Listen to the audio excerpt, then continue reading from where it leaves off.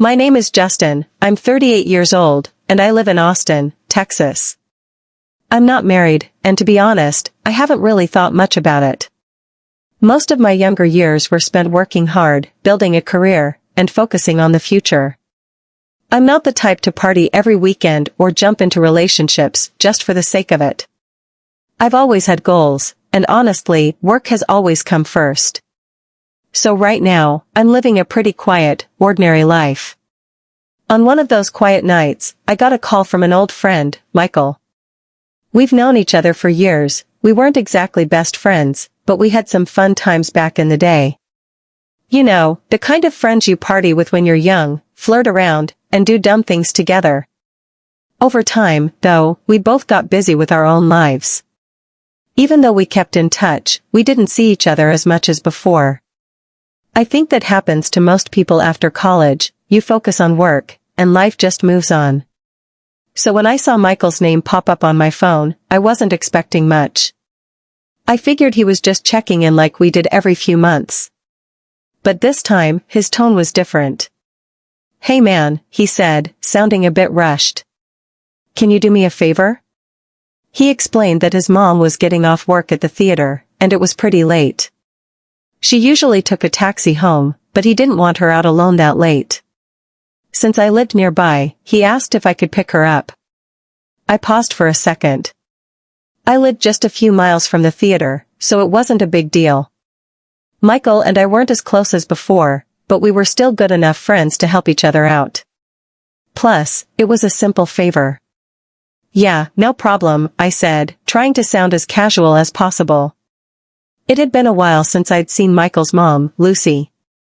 From what I remembered, she was a very elegant and beautiful woman, always kind and welcoming when I used to visit their house as a kid. Her husband had passed away years ago, and as far as I knew, she had remained single ever since. I always wondered how she had dealt with that, especially since she was still so attractive. But I never asked, that wasn't something that naturally came up in conversation. I hung up and drove to the theater, thinking about how strange it was that I was now the one picking her up. It had been years since I last saw her.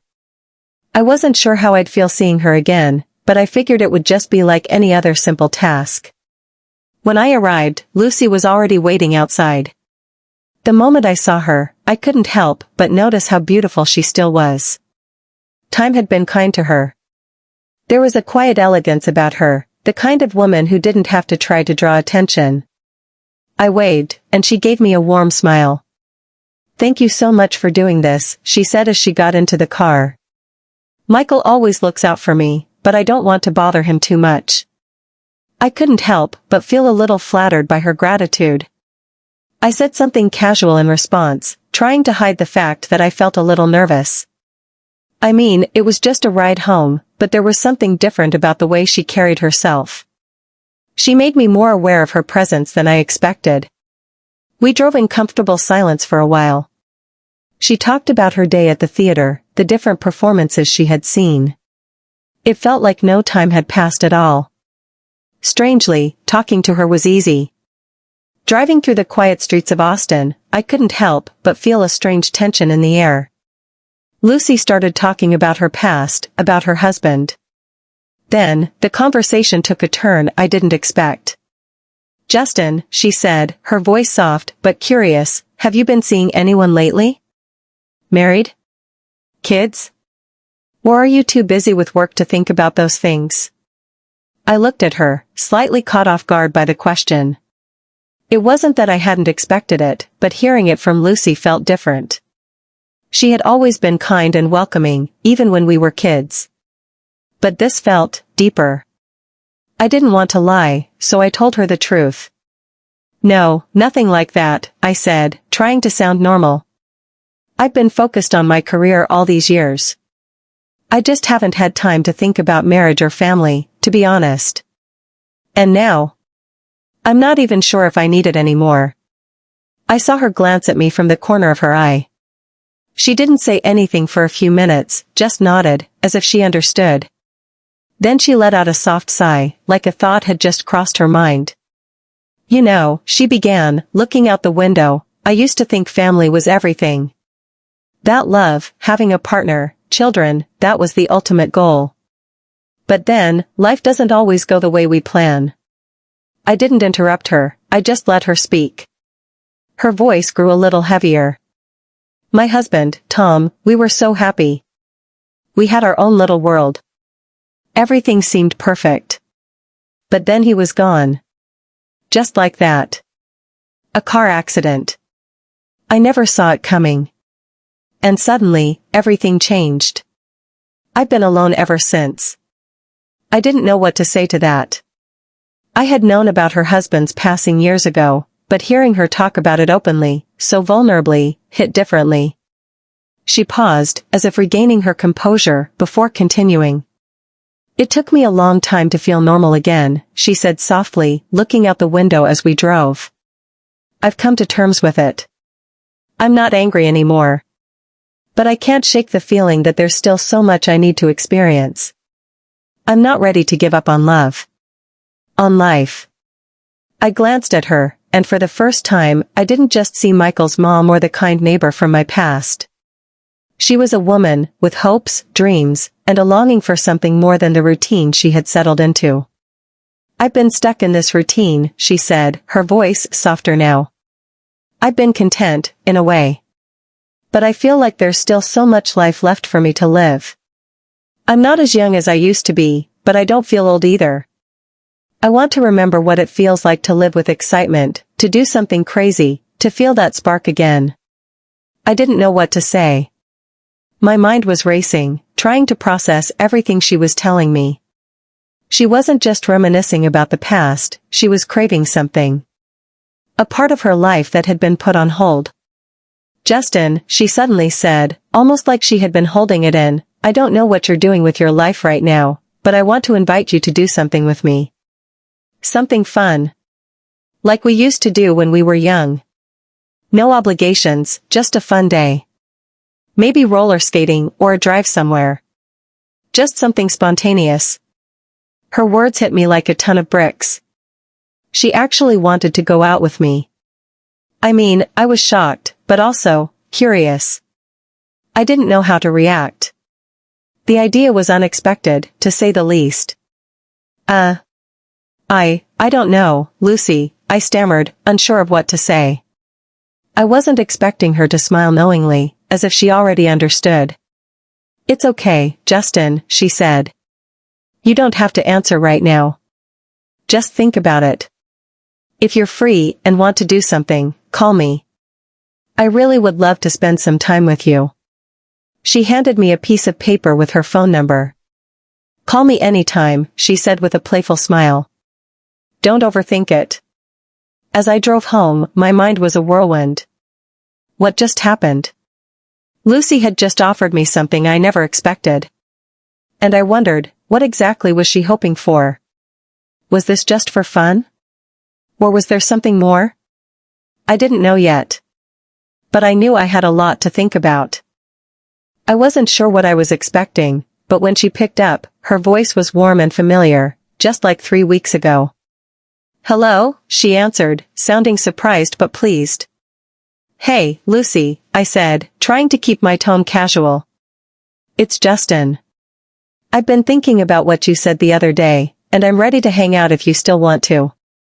There was a pause on the other end, then I heard a soft, genuine laugh.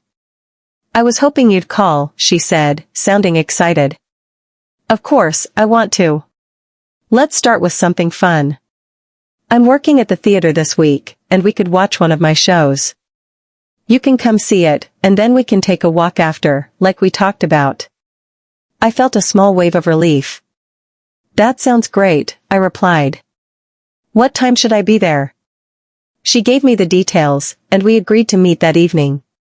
As soon as I hung up, I realized that I was actually excited, really excited. I didn't know exactly what I was expecting, but something about the idea of spending time with Lucy, seeing her in her element, and just hanging out felt right. That evening, I arrived at the theater. Lucy was already there, dressed in a simple yet elegant outfit. When she saw me, she waved and smiled warmly. Justin. I'm so glad you could make it, she said as I walked up to her. Are you ready to be amazed? I chuckled, unsure of what to expect. Let's see what you've got, I replied, feeling a little nervous. I wasn't used to this, attending a show to support someone, especially someone I hadn't seen in a while. The show itself was impressive. Lucy's performance on stage was captivating. It was clear that this wasn't just a hobby for her, she had real talent. I couldn't help but admire how confident and skilled she was, not just in acting but in the way she commanded the stage as if she had lived 1,000 lives through every character she portrayed. After the performance, we stepped outside into the cool evening air. You were amazing, I said, genuinely impressed. Really, you have a gift, Lucy. You should be proud. She smiled, clearly touched by the compliment. Thank you, Justin, she said, her eyes lighting up. That means a lot coming from you. I've spent most of my life on stage, but tonight felt different. Somehow, it felt like I was really living. We continued walking through the quiet streets of downtown Austin, chatting easily. We talked about everything, life, work, people we had met along the way, and all the little things in between. Eventually, we found ourselves at a local wildlife farm just outside the city. The fresh air and the peace of nature were a welcome change from the noise of the city. As we wandered around, looking at the animals, Lucy seemed carefree, as if a weight had been lifted from her shoulders. I haven't felt this light in ages, she said with a laugh as a group of playful goats chased us.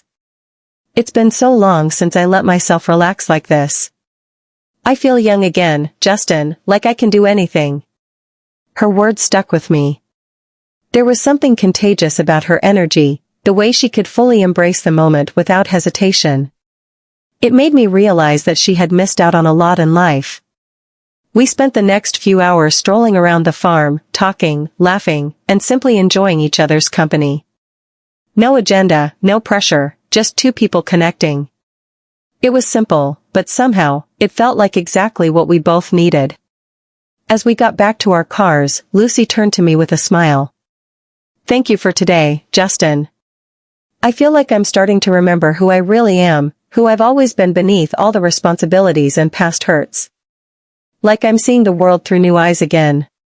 I didn't know what to say, but I could feel the sincerity in her words. There was a quiet moment between us, one of those rare moments where everything just felt right. I'm glad we did this, I finally said.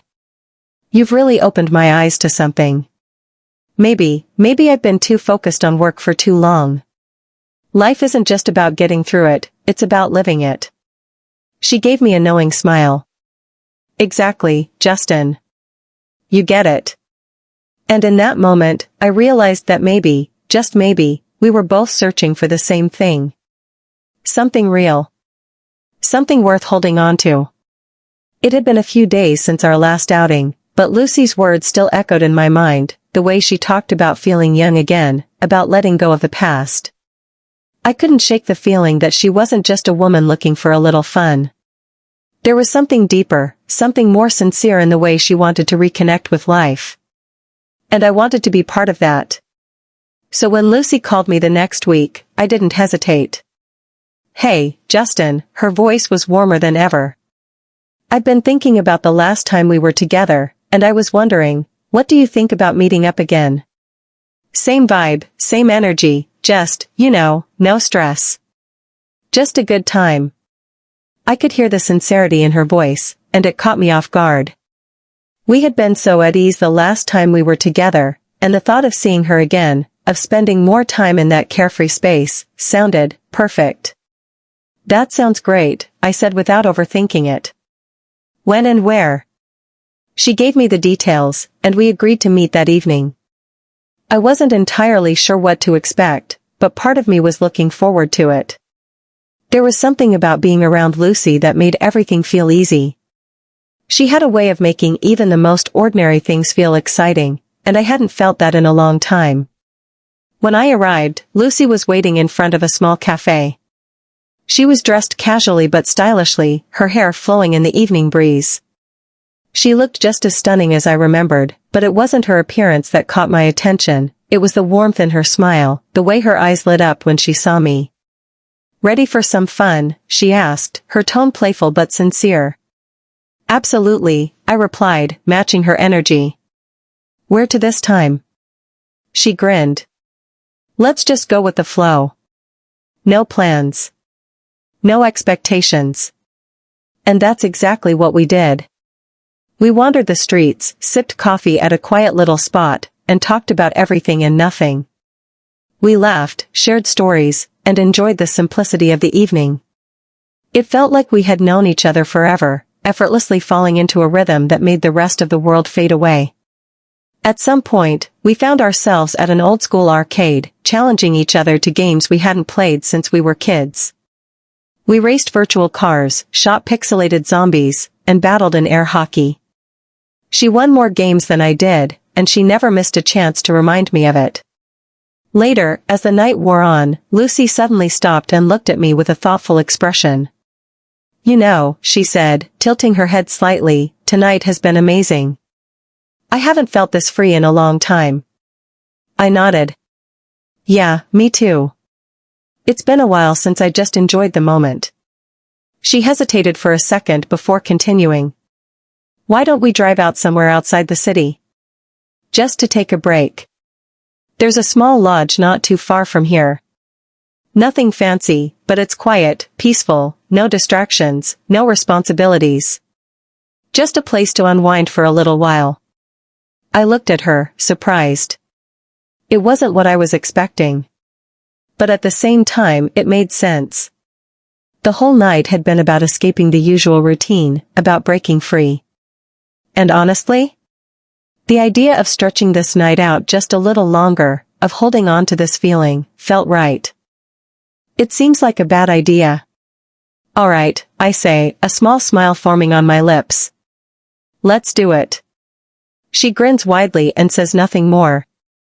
We get into my car and drive away, leaving the city lights behind. After that night, everything between Lucy and me felt different, but in the best way possible. There was no awkwardness, no overthinking, no expectations. It was as if we had found the perfect rhythm, an unspoken agreement that whatever this was, it didn't need a label. And so, we kept meeting up. Every few days, one of us would send a simple message.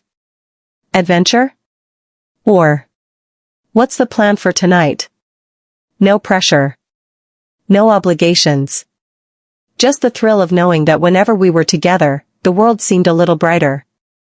One evening, we decided to explore the city like tourists. We hopped on one of those open-top sightseeing buses, pretending we'd never been there before. Lucy kept making ridiculous comments in an exaggerated tour guide voice, pointing at random buildings and making up fake historical facts. And to your left, you'll see the famous coffee spill monument, where in 1982, a man named Gregory dropped his espresso and started the foamy latte trend across the city. I laughed so hard I almost choked on my drink. The other passengers probably thought we were crazy, but we didn't care. Another night, we went to the beach. It wasn't summer anymore, so the sand was cold, and the waves crashed louder in the quiet evening air. We ran along the shore like kids, chasing the tide to see who could get the closest without getting their feet wet. Lucy lost every time. Okay, this game is rigged, she said, shaking her head, her sneakers soaked. Maybe you just have bad timing, I teased. She threw a handful of sand at me in retaliation. Eventually, we sat on the beach for hours, talking about everything and nothing. One of my favorite nights was when we found an old-school bowling alley on the outskirts of town. The neon signs flickered, and the place had a charm that only time could create. You're kidding, I said, handing her a bowling ball. Nope. First time, she grinned.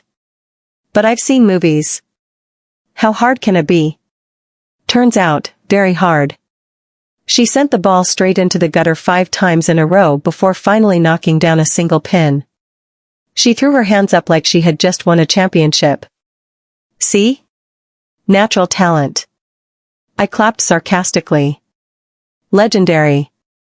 We stayed until closing time, challenging each other with ridiculous bets. If I lose, I have to sing a song in front of everyone, I said. And if I lose? She asked. You have to wear those oversized, ridiculous bowling shoes for the rest of the night. We both ended up equally embarrassed. Every time we hung out, it felt easy, like we lived in our own perfect little bubble where nothing else mattered. Days turned into weeks, but it never felt repetitive. It was always exciting, always something new. One afternoon, we went to a local amusement park. The moment we walked in, Lucy's eyes lit up like a kid's. "Oh, we have to do everything," she said, practically dragging me to the first ride. And we did. We rode the fastest roller coasters, played carnival games, somehow, Lucy won a giant panda, and ate way too much cotton candy. At the top of the Ferris wheel, looking out at the bright city lights, Lucy sighed and smiled. "You know," she admitted, "I don't remember the last time I had this much fun." I glanced at her, taking in the moment. "Me neither," I said. She turned to me with a playful smile. "So, what do we do next to top this?" I shrugged. "I guess we'll have to figure it out." And just like that, we kept going, one unforgettable moment at a time. At that point, more than 6 months had passed since that spontaneous first night. But nothing had really changed between us. If anything, our little tradition had only grown stronger. We still met whenever we had time. No plans, no expectations, just a quick message or a casual call, and within minutes, we'd be off somewhere, escaping the structured lives we lived outside of this. It wasn't about romance, and it wasn't about obligation. It was about freedom. About reliving the best parts of life without overcomplicating them. Sometimes, our nights were as simple as grabbing burgers from a random drive-thru and eating them in the car while making up ridiculous backstories for the strangers walking past. Other times, we raced go-karts, played every arcade game in sight, or dared each other to do something completely out of character. One night, we took a salsa dancing class just because Lucy thought it would be fun. I had no idea what I was doing, but she laughed the entire time, and somehow, that made it worth it. Another time, we drove out of town just to watch the sunrise from a cliffside, sipping gas station coffee and talking about things we had never really told anyone else. Through it all, we never asked for more. We never labeled what we were. We never tried to define it. And that's what made it work. One evening, as we sat on the hood of my car, parked near a quiet overlook just outside the city, Lucy stretched her arms above her head and let out a satisfied sigh. "Have you ever thought about how funny this is?" she mused, staring up at the darkening sky. I glanced at her. "What do you mean?" She smiled, looking completely at ease. "The way this all started. Just a random drive. No plan, no reason. And here we are, still doing it." I thought about it for a second before shrugging. "I guess sometimes things don't need a reason." She turned to me, her eyes searching mine. "And you're okay with that?" I nodded. "Yeah. I am." She studied me for a moment before grinning. "Me too." And that was all that needed to be said. No one knew about us, not because we were hiding anything, but because there was nothing to explain. We weren't dating. We weren't a secret. We were just, us. If someone asked, I wouldn't know what to say. No expectations. No promises. Just two people who understood each other in a way that didn't require words. And maybe, just maybe, that was enough. I've thought about it a lot. About how things unfolded. About what this whole thing with Lucy really was. The truth is, I don't have a clear answer. We never talked about the future. Never tried to define what we were. It just happened. We kept meeting. Kept having fun.